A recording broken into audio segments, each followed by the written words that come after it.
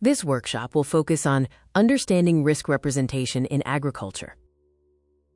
We all know that farming involves risky decisions.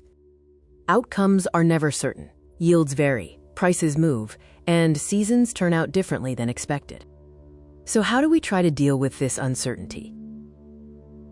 One way we deal with uncertainty is by thinking in probabilities. We ask questions like, how likely is this to pay off? Or what's the chance this could go badly? That sounds straightforward, but in practice, interpreting probability is not easy.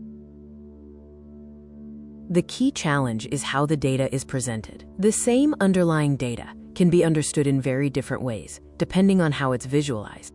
Some people are more comfortable with certain types of graphs or summaries than others. For you, one style might feel intuitive, while others feel confusing or unhelpful.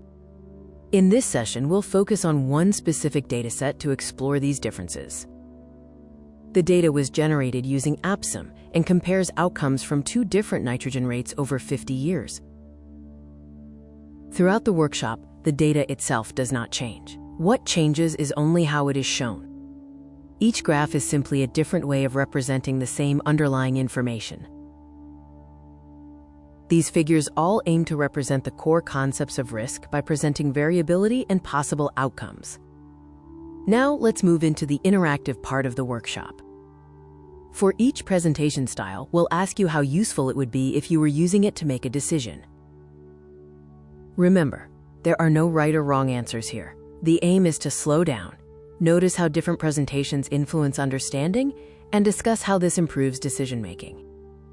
By working through this, we can ensure that future research and tools are communicated more clearly and effectively to growers.